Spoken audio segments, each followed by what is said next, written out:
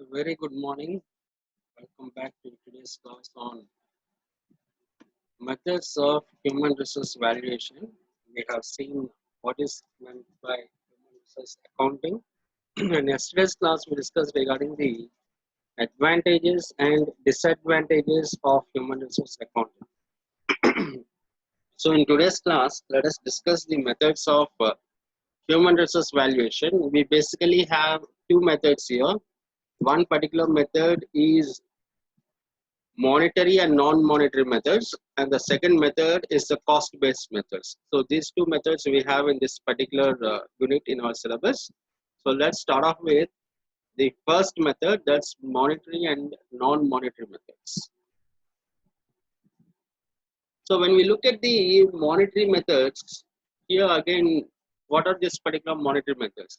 These methods are based on cost or economic value of human resources. Under these methods, human resource of an organization are translated into a common denominator, that is money on which organizational decisions are taken. So based on the cost that the organization incurs, based on that organization takes a decision. Okay, so monetary methods we have five types.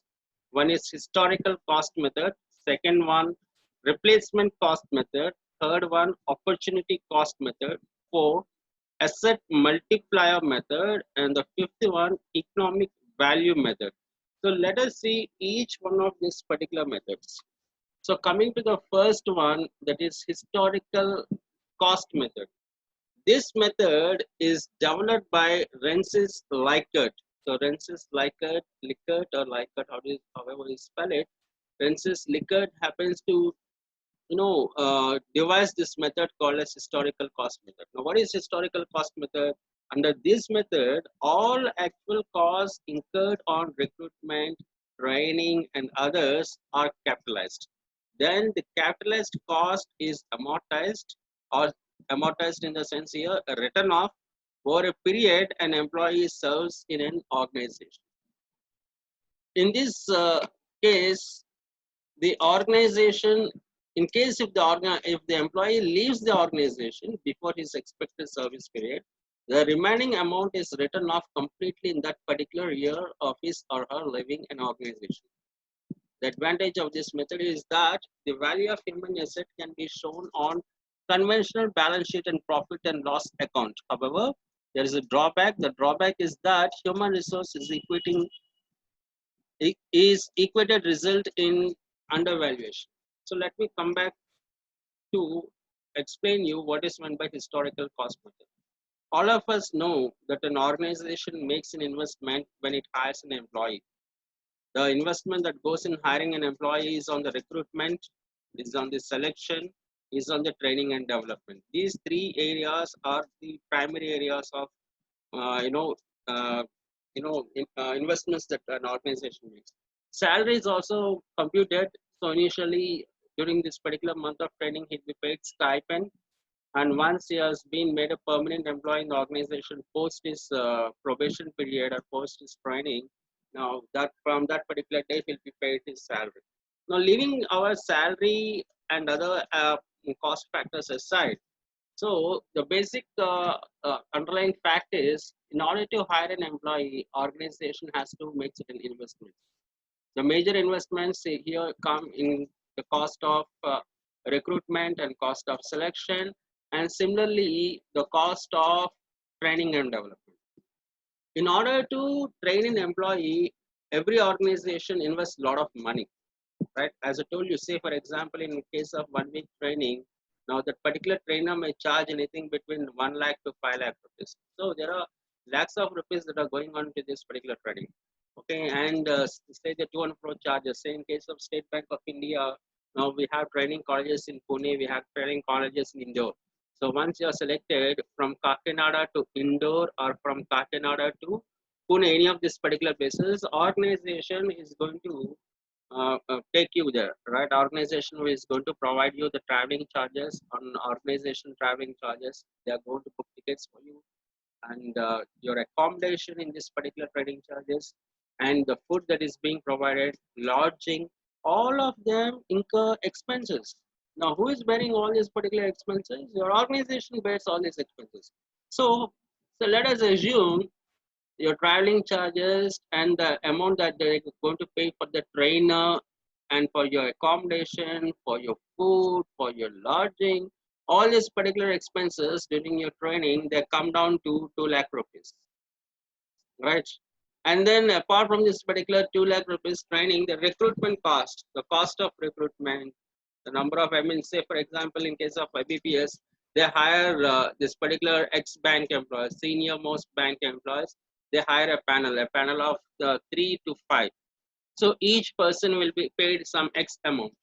So that particular cost for 5 days or 6 days training and all, so that comes to some X amount. So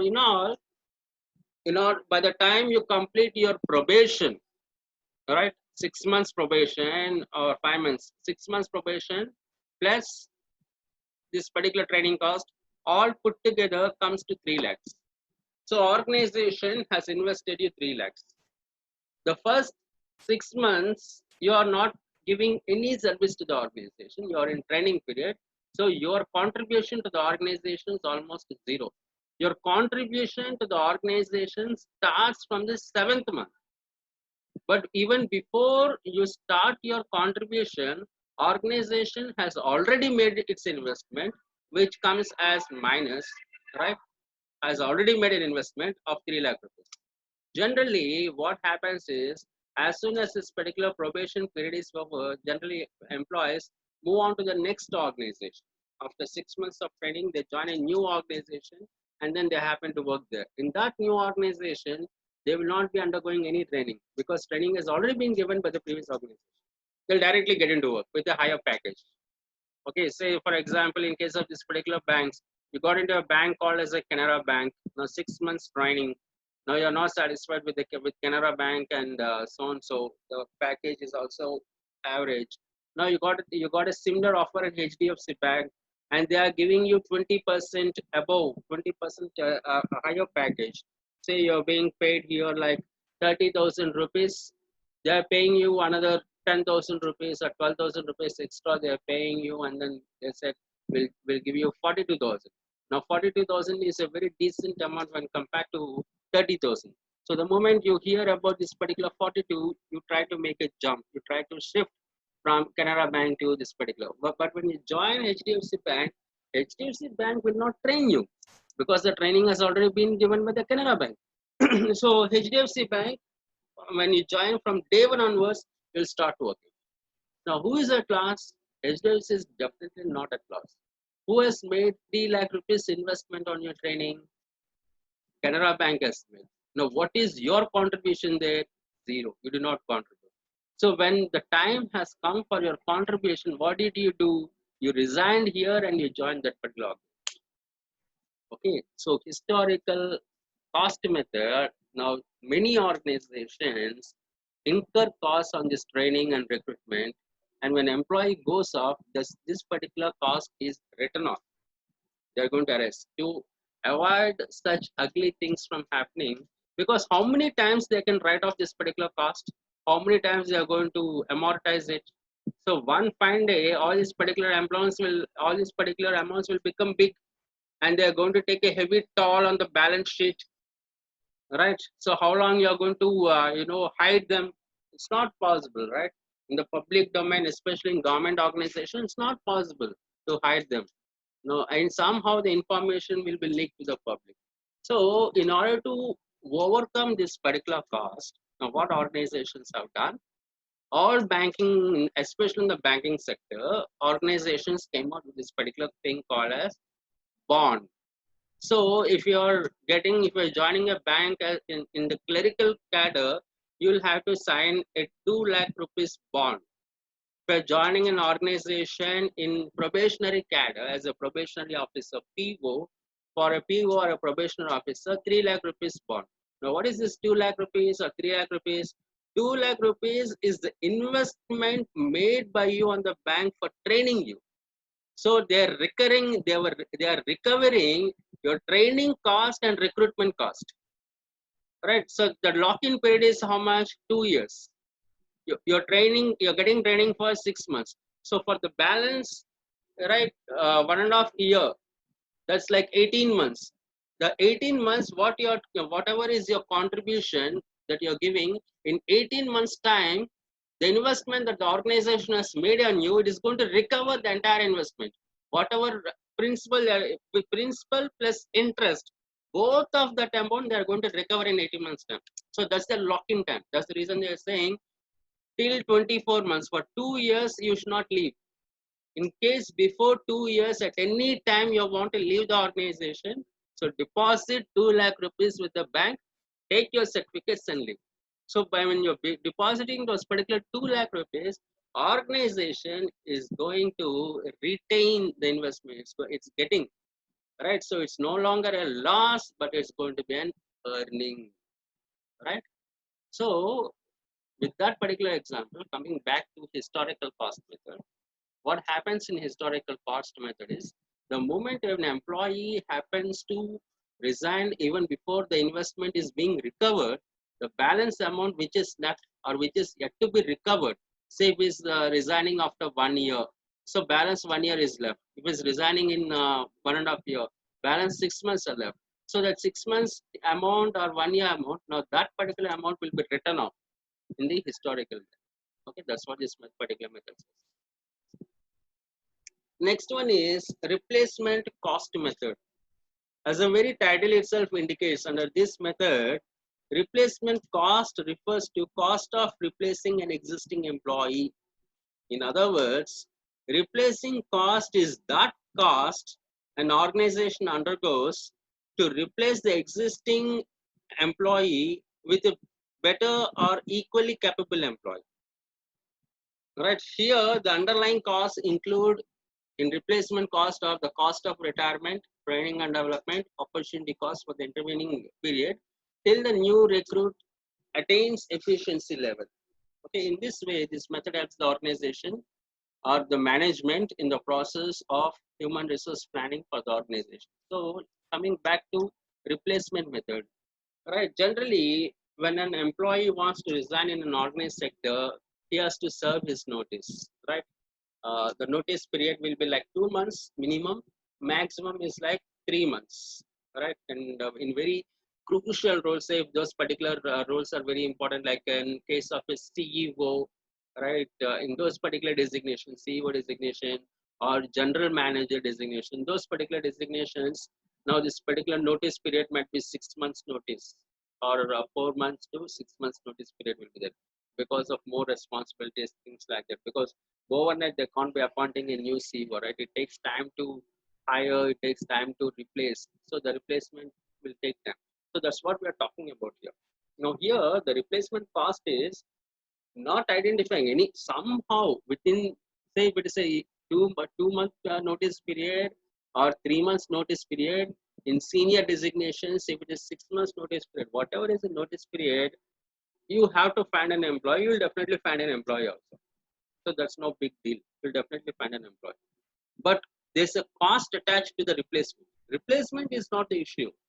The issue is not replacing it with an employee. You'll definitely find an employee, you'll replace him. That's not the issue. The issue is the cost that is attached to that replacement. Right? That's the issue. Now, what is that particular cost that is attached to the replacement? Maybe at the same salary, you may not get an equally talented employee. If you want an equally talented employee at this, in that particular designation, he may charge a higher salary. Right? The cost factor shoots up when they start asking for a better salary. Now, that's one particular cost element that is involved in replacement cost. Second thing, so finally you said, okay, previously we were giving in that particular designation, we were giving for the 38,000 rupees. Since you're demanding 42, 4,000 rupees extra, okay, they hired him because they felt he is equally better or if not a more talented than the previous employee. So 4,000 extra rupees they accepted and then they hired 42,000, they fixed the salary, they hired. So this 4,000 rupees per month is the extra cost. If you take it in a year, because anyway, when the increment comes, this 38 will become 42. Right? This 38 is supposed to become 42 when in 21, 22. But we are making this 38 42 because of the demand made by the employee. We are making it in the current financial year itself. So what is the extra amount? 12,000, I mean 12 months into 4,000, right? 48,000 is the replacement cost. Point number one. All right, 48,000, that's the replacement cost that we are undergoing. Second aspect in the replacement cost, the second aspect is now in order to give the same level of output, it takes time because this fellow should have come from a different industry or this fellow should have come from the competitor. Even if he belongs to the same industry also, organizational practices differ from organization to organization. Organizational culture, organizational philosophy, they differ, right? The way a work is being carried out, the way a task is being carried out differs from one company to another company. And in order to get adjusted to the mode of doing work, right? It's nobody is questioning the capability, nobody is questioning his skill or talent. The problem is in getting adjusted, in getting accustomed to the business practices, in getting accustomed to the organizational culture, in getting accustomed to the protocol prevailing in that particular organization. Now that takes time. So for if it's a quick learner, it will take 3 months time or 4 months time, right? At the max, like 6 months. But if it's an average person, it will take 8 months time. If it's a slow learner, it will be taking how much? 1 year time. So whether it's 6 months, 8 months, or 1 year, right? For those particular 6 months, he will not be giving the same output, right? Whatever the previous employee was giving, the same output will not come.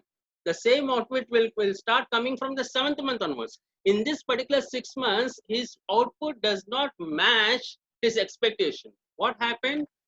We have incurred an replacement cost of 48,000 rupees, but he will not be giving that particular output from the first month onwards. That output will start coming from the seventh month. So here you have got, since the output is not there, that again is a cost, right? Had you given the same output, okay, the people should have thought, now it is worth 48,000 rupees. If extra, if we are investing, if that is the cost that we are undergoing, it is worth it. But that doesn't happen that way. At the same time, you can't ignore him also, because from the seventh month, whatever output he is giving, that might be better than the previous employee, all right? That might be better than the previous employee. He might give extraordinary results from the seventh month. But we need to wait now till he reaches the threshold level, till he reaches to that particular point. We need to have the patience, right? So there again, we incur this particular cost. So that's the replacement cost here. Okay, understand when we are talking about historical cost method, in the historical cost method, employee leaves even before his lock-in period is over. The balance amount is a loss. Now that we are going to write it off. That's historical cost method. Replacement cost method, we are replacing an existing employee with a new employee. When you're replacing an existing employee with a new employee, because employee is retiring or employee is resigning because of any of these two reasons. So when you're replacing him, he may charge a higher salary. There's one particular cost element that is involved. Second aspect, in order to reach to the optimum level, or in order to give the same level of output like the previous employee, it takes time. There's some lock-in time to that. Now that again is a cost element. Next one is opportunity cost. Okay, the next method is the opportunity cost. Now this method is used to value employees possessing certain skills, and thus it is generally, these particular skills are generally rare in employees. Managers willing to acquire such scarce employee offer bid prices. One who finally acquires the scarce employee puts the bid price as his investment in such employees. The bid price is arrived at calculating the actual or expected rate for capitalization of the supposed earnings to be earned by such employee. Obviously, if an employee can be hired easily, there will be no opportunity cost for him. The main drawback of this method is the absence of a well justified criteria to decide the amount of bid. Okay, so that's the opportunity cost. So where does opportunity cost arise? For a particular designation, when a person has resigned or when a person has retired, we got a vacancy. that particular vacancy needs to be filled in that particular designation. For that particular designation, we found few employees, right?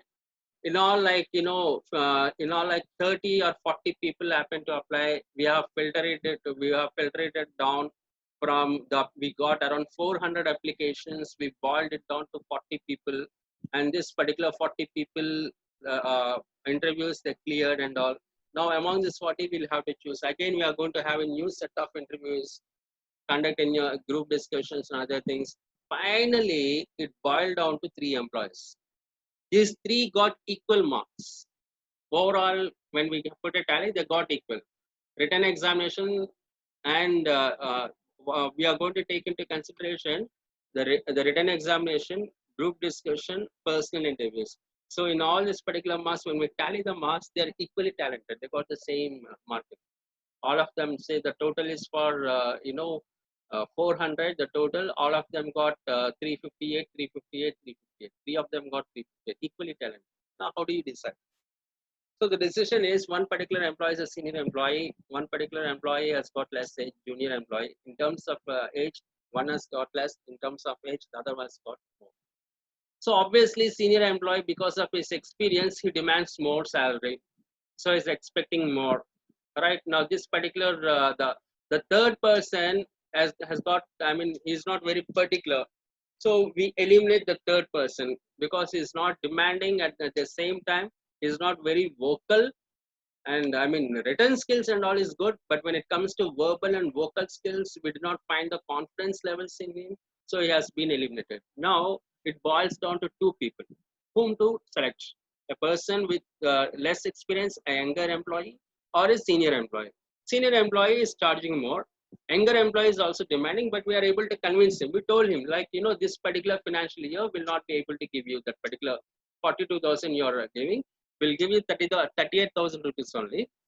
After 8 months, anyway, after 8 months or 10 months, we'll be getting, this performance appraisal. Next year in increment, we will give you 4,000 hike in your increment. So you're expected 42 from 10 months now, you can start earning 42,000 rupees. So we made a deal with him. Now coming to this particular senior employee, now that fellow is saying, I want this particular 42 from this particular month itself, from the day I joined the organization. Only when you are going to give, then we are going to give. So when we see both of them having equally talent and everything, then the opportunity cost is when we take this particular employee, right, and senior employee, when we take this particular, person who is having less experience but better qualified, and who happen to accept to our designation, to our rules and regulations. Now that's the opportunity cost that we're talking about. Okay, but here the question is, this particular, why all this particular so much of importance is given, or so much of brain hammering, or so much of thought process into this? Because that's a key role, and we need people with certain gifted talent. Only a person who is gifted with certain talent or certain skills, they only can perform well in that particular designation.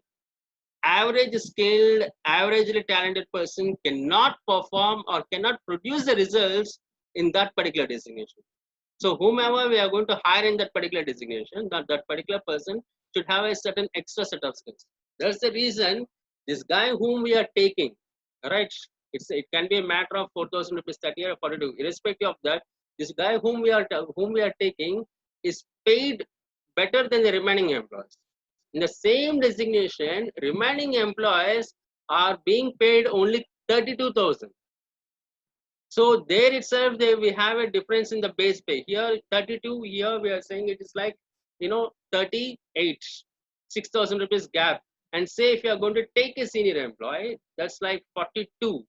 That becomes like 10,000 rupees gap. So when we take this particular employees, pay better, more salary, and then take them because of their special talent. Now that extra amount, right, the 10,000 rupees, or else this particular 8,000 rupees which you are paying, the extra amount. Now that particular extra amount is the opportunity cost. That particular extra amount is the opportunity cost. Because normal employees, average skilled, average talented employees, how much we are paying them? We are paying them 32,000 only. Because this particular employee has got a special talent, he has got a special skill. We are paying the base pay itself. We happen to keep it at 38, 6,000 rupees extra. That 6,000 rupees extra which we fix, no, now that's the opportunity cost. Because anyway, obviously, 42,000 we are not going to accept. That employee will not be selected. Organization will definitely select an employee with younger person, because younger person will be more flexible, and he will be more innovative and creative than a senior employee. So obviously younger person will be taken. So here 38 and 32, that 6,000 rupees extra which we are giving him is the opportunity cost. Okay, that's what it means.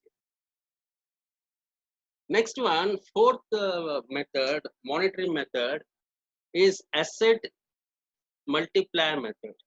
Now, this method is based on the assumption that there is no direct relationship between the cost incurred on an employee and his value for the organization.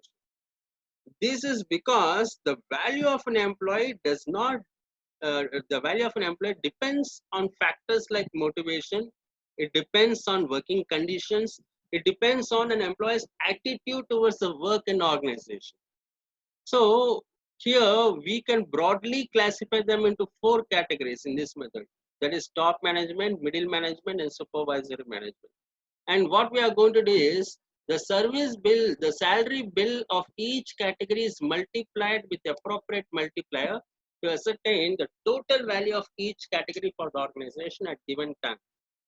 Okay, as per this principle, the value of human assets should match the value of the goodwill. Inconsistency in the value of human assets in comparison to goodwill is indicative of inaccuracy in multiplier that should be adjusted thoroughly. So, asset multiplier method says that we categorize our entire organization into two categories: top management, middle management, and low management. And we happen to see what is their contribution to the organization.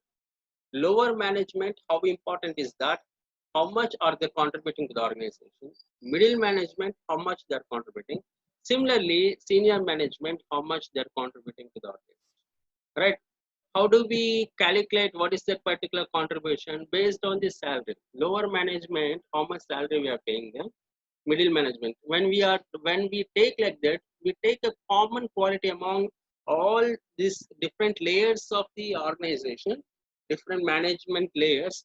We take one particular common attribute, and that particular common attribute is nothing but a multiplier. Right, we take this particular multiplier which is a common attribute, and then using that we calculate the value. And whoever's is the more contribution, we understand now that particular management is performing well. So we focus on improving the remaining management. Say if the middle management contribution we happen to find using this asset multiplier method, we found that the contribution of middle management is optimum, the contribution of middle management is good. Now, who are lagging behind is lower management is lagging behind, and senior management also is lagging. So now the focus should be on this two, lower management and senior management. In terms of the senior management, general managers' contributions should increase. CEO contribution should increase. Similarly, the other employees in the senior management, president, vice president, managing director. Now these people also need to be efficient, right? So what turns these people into asset? Their efficiency turns them into an asset. Now coming to the lower management, employees here need to be effective. We don't need efficient employees, we need effective employees, right? Why we need effective? Because end of the day, resources are used by people in the lower management. Resources are allotted by the top management. Top management does not use the resources. Top management allocates resources. But resources are used by whom? By the people in the lower management. So in the lower management, we need effectiveness. When we have effectiveness in the lower management, their contribution to the organization reaches. So we have one particular Lakshman Rekha, or we have certain figure. So if this asset, using the asset multiplier method, if that value crosses so and so figure, that X amount, if it is crossing the X amount, it means to say their contribution is good. Otherwise, it means to say their contribution is poor. So when the contribution is pure, the focus should be on effectiveness. When the focus is on effectiveness, the contribution crosses that particular X digit. So that means to say they are doing good. So we are turning from poor to good. Similarly, in case of the senior management, what we should be doing is we should focus on efficiency. When we focus on efficiency, their contribution also increases, right? Their contribution also increases, and then they also happen to contribute equally well. So that's how this particular asset multiplier method helps. Asset multiplier method is used to bring the best in all the employees. People in the top management should be efficient. People in the lower management should be effective. People in the middle management should be both effective as well as efficient. So transformation, middle management, we are giving them an opportunity to transform from being effective to efficient. That's the transformation phase, from effectiveness to efficiency. The moment they have that efficiency, they become efficient, we move them from middle management to the top management. Okay, so that's this asset multiplier method. The last one, the fifth one, is economic value method. Under this method, the human asset is valued on the basis of the contribution they make to the organization. The payments made to them in form of pay, allowance, benefits are estimated and then discounted appropriately to arrive at the present value of the present economic value of the individuals. So the economic value method, why do we use this economic value method? To understand what is the contribution of an employee to the organization. To understand the contribution of employee towards the organization, we have got a formula also. All right, where VR is the human capital with so and so years of experience, right, is equal to T sigma E by R minus R brackets I plus R, where this particular ET stands for individual earnings up to retirement and T stands for the retirement. Okay, using this particular formula, we calculate what is the contribution made by the employee to the organization. I mean, how do we calculate the contribution? So salary plus provident fund plus gratuity, okay, plus whatever welfare facilities we are providing him, statutory, non-statutory, those particular welfare facilities, transport facilities, canteen facilities, housing facility, quarters, all this particular, everything we take into consideration. And then we see, okay, this is the amount that we are spending on him. So what is his contribution to the organization? How much work he is contributing? And that particular work, we try to quantify it using this particular formula. This particular formula helps us in quantifying the work that he is doing. And then we arrive at some particular amount.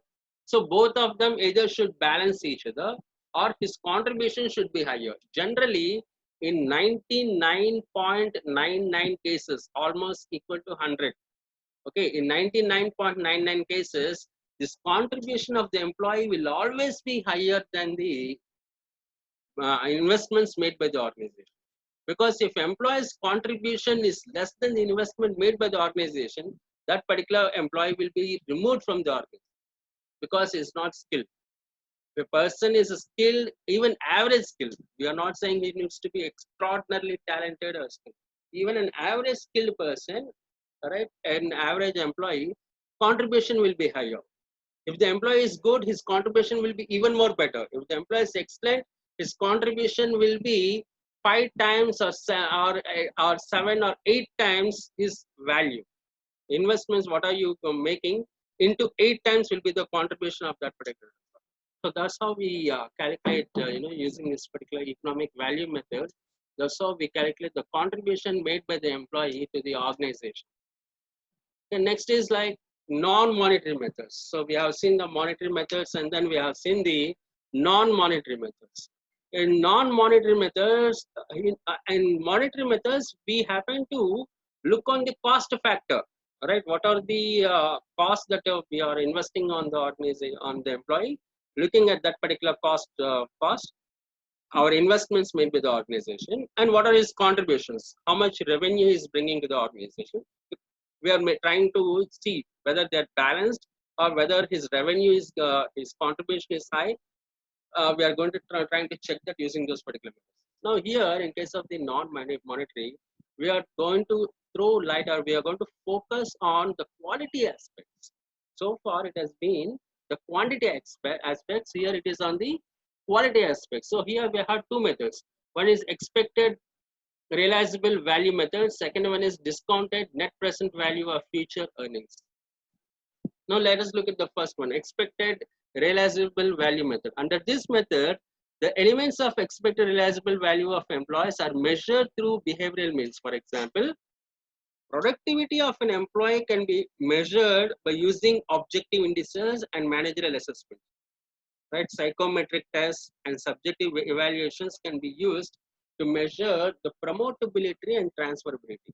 Okay, so here using this particular expected realizable value method, we are going to measure employee motivation, employee commitment, employee satisfaction, things like that. Those particular attributes in an employee which cannot be quantified. No, we cannot quantify employee satisfaction. We cannot quantify employee commitment. We cannot quantify employee motivation or employee morale. But these things are very, very critical, very, very crucial. So in all such areas, we use this particular methods to measure to what extent employee is committed to the organization, to what extent his morale is there. Is the morale high? Is it medium? Is it low? What about employee motivation? Is it excellent? Is it very good? Is it good? Is it average? Is it poor? We try to measure using the expected realizable value method. Now the second method is discounted net present value of future earnings. Now this method is given again by Rensis Likert. Remember, historical method under monetary method is given by Rensis Likert only. So in the non-monetary method, discounted net present value of future earnings is also given by Rensis Likert. So this method is based on three variables: casual, intermediate, and output. According to Likert, the effectiveness of human capital or resources can be measured by using these three variables, that is casual, intermediate, and output. Casual variables are such as leadership style and behavioral effects, whereas intermediate variables are morale, motivation, commitment to work, and so on and so forth. Coming to the output variables, production, sales, and profit. Right, so we are taking this particular three things into picture. So casual variables, depending upon the leadership style, depending upon his behavior, the leadership style and behavior, they are going to have impact on employee morale, motivation, commitment. If leadership style is transformational leadership, if the behavior is like something optimistic and he's having this extrovert personality, obviously employee morale will be high, motivation will be high, and he will have a strong commitment towards the work. And when these things are positive, the output is also high. We'll have very good production, we'll have very good sales, and organization runs into profit. Organization runs into profit. But if the leadership style is dictatorial leadership style, and his outlook and employee behavior is like pessimistic, he's an introvert and a pessimist, then when he's introvert and pessimist, employee morale will be low, motivational levels will be low, commitment also will be low. Whatever you try to do, since these are inborn, we cannot change them. So an employee who has got low morale, low commitment and motivation cannot give us good production. what happens? Number of defects will increase. Number of errors and number of defects in the products will increase in the production. Sales will not be at the optimum level. Whatever we expect, no, we expect so much of sales to happen. That number of sale will not happen. And when these two things are not happening, obviously profits also will come, right? So if cash flow is positive, intermediate will be positive. If intermediate is positive, output will be positive. These three are interlinked. Now that's what this particular method says.